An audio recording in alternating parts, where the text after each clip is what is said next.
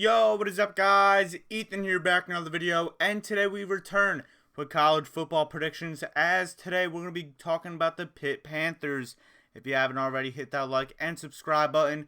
I would really appreciate it. Before I hop into this video, I just want to say, when this video uploads, which is exactly at 12 p.m., the AP Top 25 video is going to be coming out. So, 3 videos today.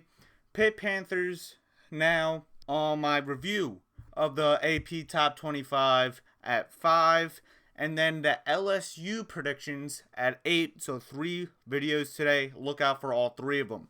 But heading into this year, Pitt has tons and tons of question marks after a phenomenal season last year, with 3 main departures on this team. Number 1 is the Heisman finalist in Kenny Pickett, as he was a redshirt senior. He went to the NFL draft. He was a first-round draft pick. Second is the Biletnikoff winner in Jordan Addison. He transferred out of Pitt to get that bag at USC. And third is Mark Whipple, as he decided to become the offensive coordinator for Nebraska. And because of those 3 main losses, people are underestimating Pitt a ton this upcoming season. And personally, I don't think it's justified. This Pitt team is definitely getting a little too much hate. And they brought in a few transfers. That main transfer you brought in is Kedon Slovis at quarterback. He was the quarterback at USC, but due to the injuries, he really hasn't played. He stole JT Daniels' job, but then he got hurt last year, and then he decided to transfer out as Jackson Dart emerges. And then Caleb Williams transferred to USC. That whole quarterback situation over there at USC the past few years was an absolute mess. But Slovis is a really, really good quarterback, and it's going to be really intriguing to see how Pat Narduzzi in that offense uses him. This running back core is so underrated, in my opinion. You have Israel Abanikanda coming in for his junior year, and I always thought this man was underutilized last year. He should have been way more involved in the offense. Rodney Hammond Jr.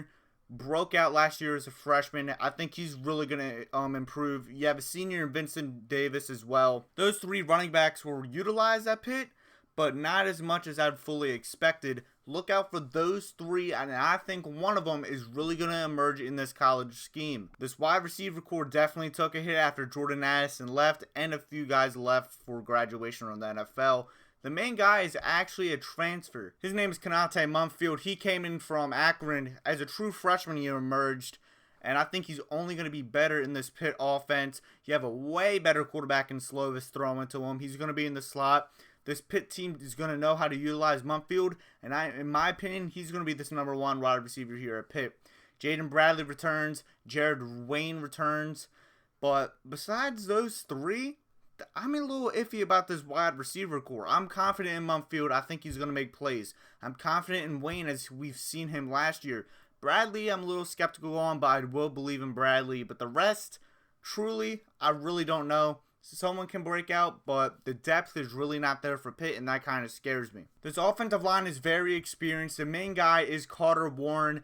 In my opinion, he could be an NFL starter one day, but that's just me. This offensive line is very, very experienced, and that's definitely going to help out Kedon Slovis and this offense. But if you have to look at this team, the defense is by far the best thing about this defense.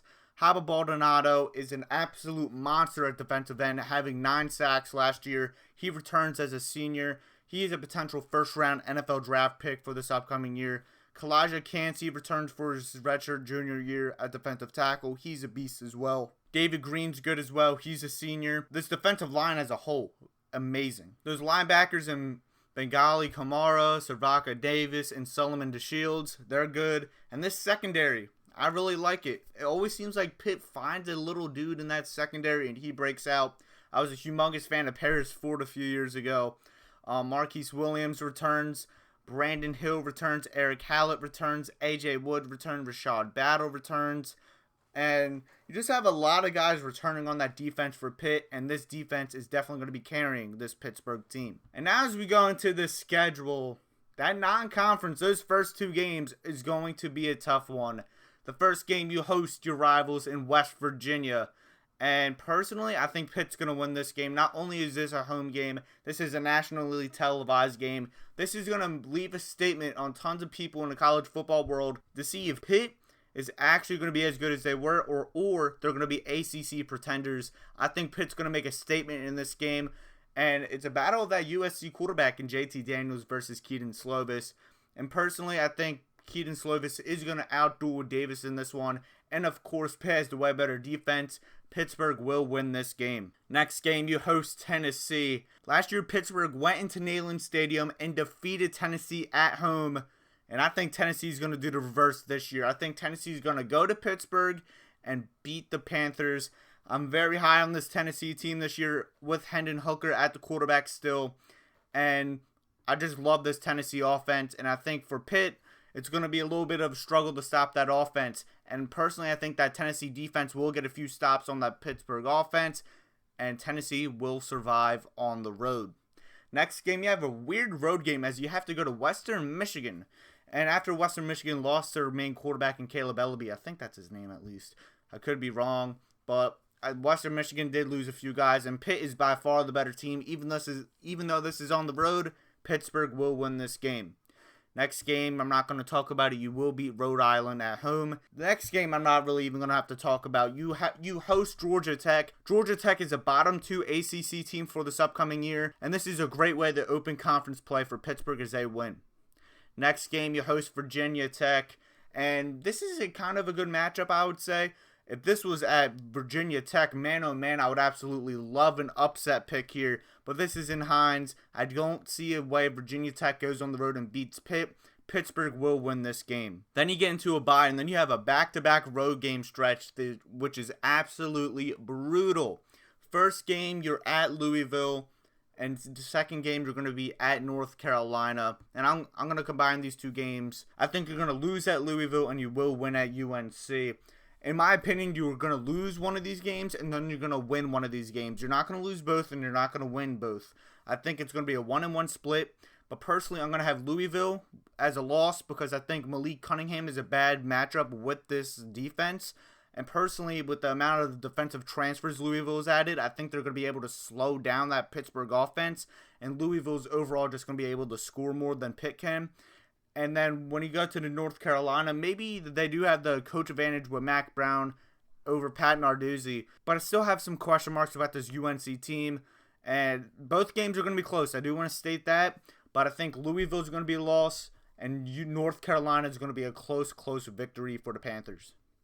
Next game, you host Syracuse. And personally, I like Syracuse in this matchup. It may be a little bit closer than people anticipate, but there's no way Pittsburgh's going to lose this game at home. Pittsburgh will win this game. Next game, you're at Virginia. And if you watch my Miami prediction, you know I have Virginia beating Miami. But I don't think Virginia is going to pull off two miracles this year and humongous upsets at home. Also, I think Pittsburgh matches up versus Virginia very, very well. This could be a close game. I believe in this Virginia team to score, but I think Pittsburgh's just going to be able to score a lot more easier on this Virginia defense. Pittsburgh will win this game on the road. Next game, you host Duke. We're not going to waste your time. Pitt is very lucky to have both of the worst ACC teams at home on the schedule. Both of those games are going to be wins. And then for the final game of the season, Pittsburgh has to go down to Miami, and man, this is going to be a thrilling game. And this is probably going to decide who is going to be in the ACC championship game. And if you saw my Miami predictions, you already know my answer with this game. This is a 50-50 game, and if you know me, if you know this channel, I always lean towards the home team in these games. Miami's the home team, and they're going to get it done. Also, I think Miami's coaching staff is better than Pitt's. If this was in Pittsburgh, I would have Pittsburgh in a very, very close game. But since this is Miami, and this is probably going to decide who plays Clemson or NC State in the ACC championship game, I think Miami's going to show out, and they're going to win this game by around 10 points. And to finish this season, I have Pitt going 9-3 this upcoming season with losses at home versus Tennessee, on the road at Louisville, and then on the road at Miami. The ceiling of this team, in my opinion, is 10-2. I do think you will slip up twice on the schedule, but the floor for this team is 8-4. I think with the good coaching they have with Pat Narduzzi over there, and with how great this defense is, I can't see this team going worse than 8-4. Also, on top of that, with all the experience they have returning, but I don't think Pitt's going to be able to match up the expectations and hype they had last season. What is your prediction for the Pittsburgh Panthers? Let me know in the comment section below. Like, share, subscribe, push notifications on so you don't miss any of my videos. And like always, have a good day. Peace out.